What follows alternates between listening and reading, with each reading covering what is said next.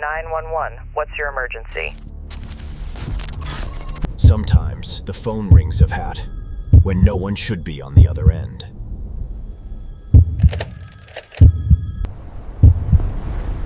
Some fires don't burn wood, they burn your sanity.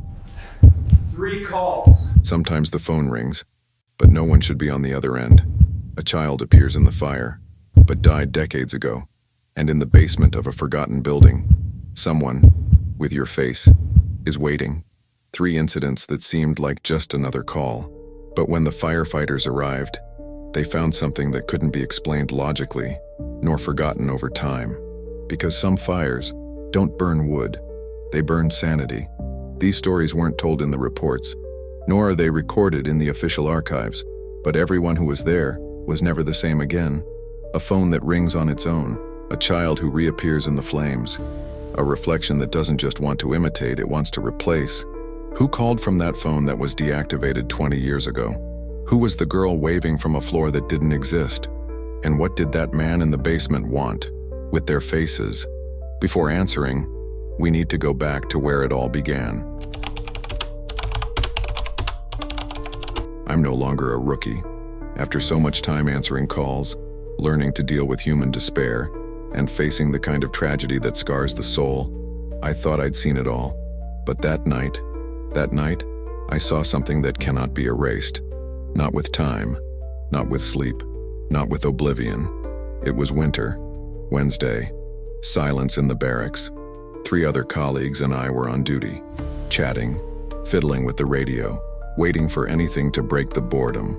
The clock read 2:43 am when the radio crackled. The dispatcher reported a fire in an old house in the industrial neighborhood, almost on the city border. I thought it was strange from the start. That neighborhood was practically abandoned, closed factories, demolished houses, vacant lots. Only a handful of old buildings remained, condemned by time. But the call came from the dispatcher. Confirmed. A 911 call reporting the smell of smoke and screams inside a residence. We climbed into the truck. The sky was clear, but a thick fog was forming over the road. This fog was unusual, cold, dense. You could see your breath condensing even inside the cab.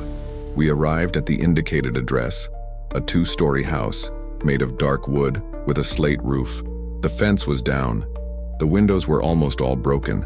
A gnarled tree in front seemed to point at the house like an accusing finger. And there was no smoke. There was no light. Only darkness and silence. We went downstairs. The dispatcher confirmed. The number from which the call originated was the house's landline, a phone installed in the 1980s, registered as inactive for almost 2 decades. One of the boys suggested leaving. False call, he said, but something held me back. A restlessness and a strange obligation, as if I needed to go in. The door was ajar. I knocked 3 times. Nothing. I pushed. A smell of dust, mildew, and burnt wood filled the air. We went in. Lanterns lit. The interior was a time capsule. Furniture covered in sheets, peeling wallpaper, old portraits crooked on the wall. The silence was absolute, except for the sound of our boots on the floor. We explored the ground floor, living room, kitchen, bathroom, nothing, until we heard it. A sound coming from above, 3 sharp knocks, and a muffled scream. We climbed cautiously. The stairs creaked. The second-floor hallway seemed colder. The doors were ajar. One of the bedrooms had a cracked mirror, and there I saw it. Behind me, the figure of a woman.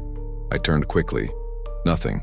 In the last room, there was a fallen dresser, and in the center, a red rotary phone, covered in dust, and ringing. Yes, playing. I approached. The sound was high-pitched, insistent. I picked up the phone. I answered. Then a hoarse whisper. Silence. You shouldn't be here. I hung up.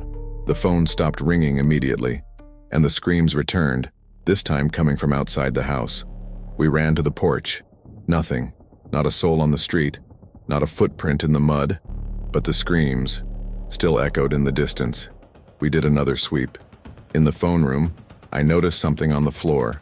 Small footprints, like a child's, leading from the window and stopping in the center of the room. Then, they disappeared. I went to get my colleagues. When we returned, the footprints had disappeared. We went down to the basement. There was no sign of fire, just complete darkness, the smell of wet earth, and a suffocating sensation, as if the air had been trapped there for decades. We found an antique doll, its cloth body burned, its face melted. We left the house.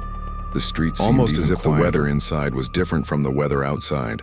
The next day, I requested the residents' records. The house had burned down in 1995.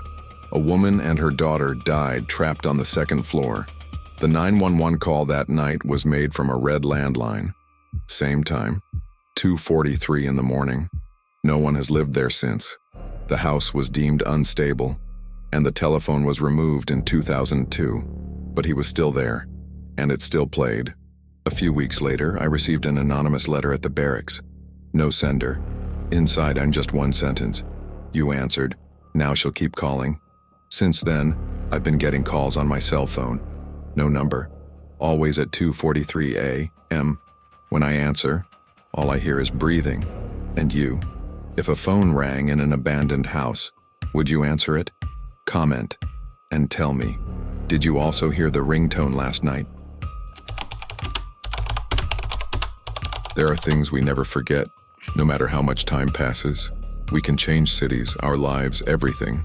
But there are things that come back, always, especially when night falls and the silence weighs heavily. It was like that with the girl, that girl I saw in that window, who should never have been there. It was summer, but that morning seemed colder than usual. The sky was clear, but the city was plunged into an almost dense darkness. It was 3:10 a.m. when the call came in, a residential fire, a possible child trapped. We climbed into the truck and headed toward the Yardim dos Cedros neighborhood, a quiet, middle-class neighborhood, with houses with gardens. Everything was normal, until that night. When we got there, smoke was already filling the street. Flames were spreading through the ground floor of the house. Neighbors were screaming. A desperate couple approached us.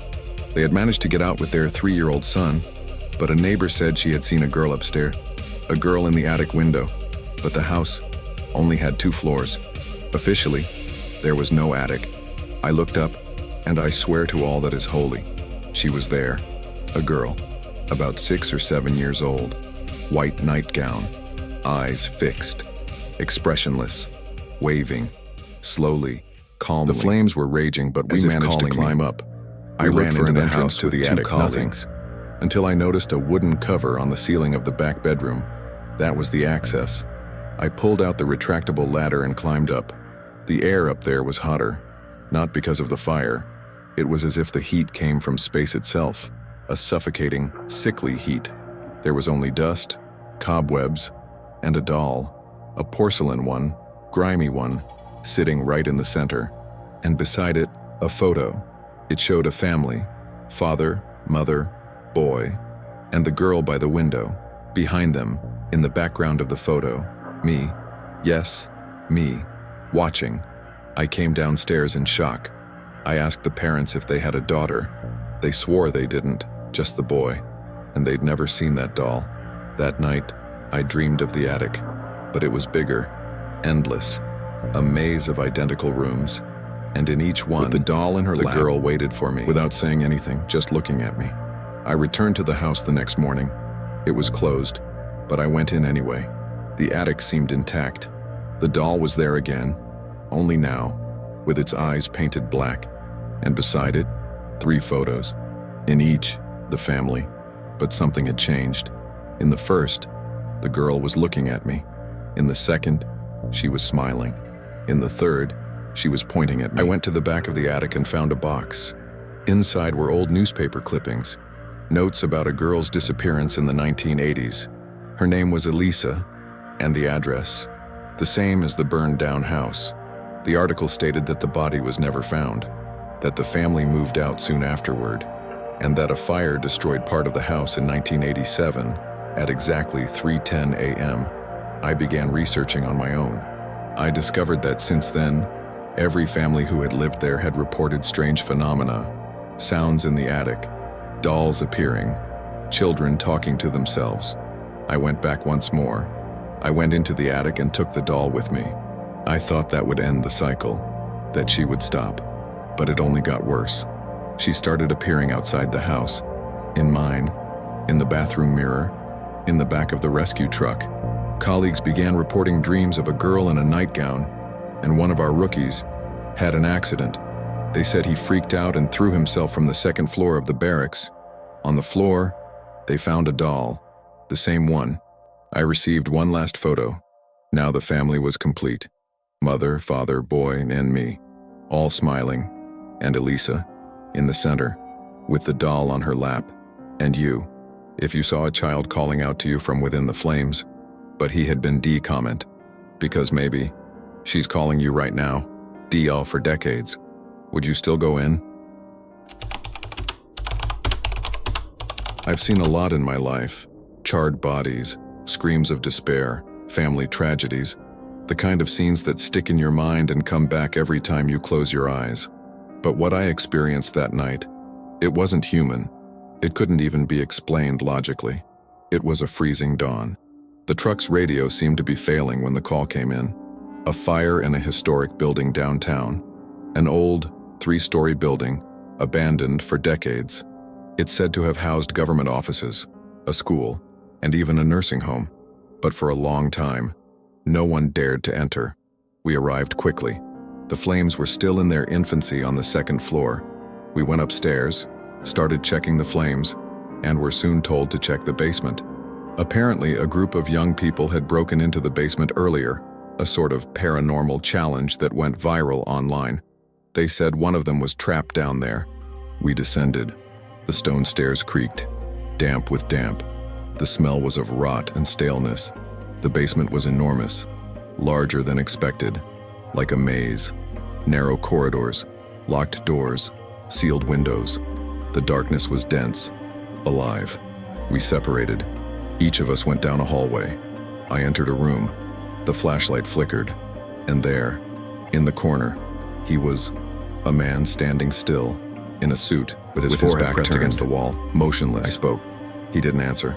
I approached, and then he just turned his face. It was my face. No eyes, no mouth, just skin, stretched, like melted wax. I froze. I took 2 steps back. The light flickered.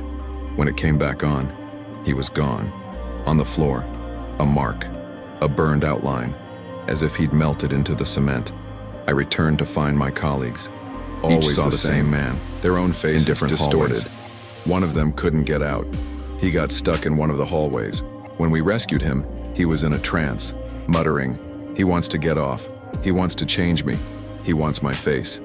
In the following days, nightmares, visions, a locker room mirror cracked. In the reflection, there he was, behind me, smiling with my mouth. I did some research. That building was used in the 1940s as a secret interrogation center. Many people never left. They disappeared, erased, but their faces could still be seen by those who returned to the basement. I received an envelope with an old photo, in sepia, 3 men standing in the basement. One of them looked exactly like me, same posture, same uniform, but dated 1943. I returned to the building, alone. I entered through the basement. I walked through the hallways. Everything was the same, absolute silence, until I heard a voice, behind me, cold, toneless, emotionless. I turned, nothing. I ran. I entered one of the rooms. It was dark, but I saw dozens of faces plastered to the wall, not painted, real, as if they had been ripped out and glued there. One of the faces was mine. I ran out. I slipped. I fell. And when I got up, I was in another hallway, one I'd never seen before, one that didn't appear on the building's blueprints. At the end of it, a door, a red light coming out from underneath, and on the other side, him, the man, my face, my uniform, imitating me. He reached out his hand and whispered, "Now you get down." I woke up hours later, outside the building. No one saw me leave. The fire department's cameras didn't record my return, but inside my closet, there was a new uniform, with his name, not mine, and you. If you found a copy of yourself, made of shadows and burnt flesh, Would you recognize the difference? Comment before he appears behind you. 3 stories. 3 incidents that began as simple fire calls, but revealed something far beyond what any firefighter could hope to face. In one, a phone rings inside an abandoned house, and no one knows who called. In another, a child who has already died continues to wave from within the fire, asking to be saved. And finally, a man, or the distorted reflection of each of us, awaits us at the bottom of a cellar that perhaps never stopped burning. Now I ask, if you were called to respond to one of these incidents, what would you do? Would you go in? Would you answer the phone? Would you go up to the attic? Would you go down to the basement? Leave your comment below. I want to know. And before you go, a warning. In the pinned comments of this video, you will find a link to our new ebook, Burning Beyond the Flame, a dossier with reports, records, and real and unexplained phenomena involving fire, rescue, and the supernatural. Read at your own risk. Some readers have reported smelling smoke, even when there's no fire nearby. See you at the next call.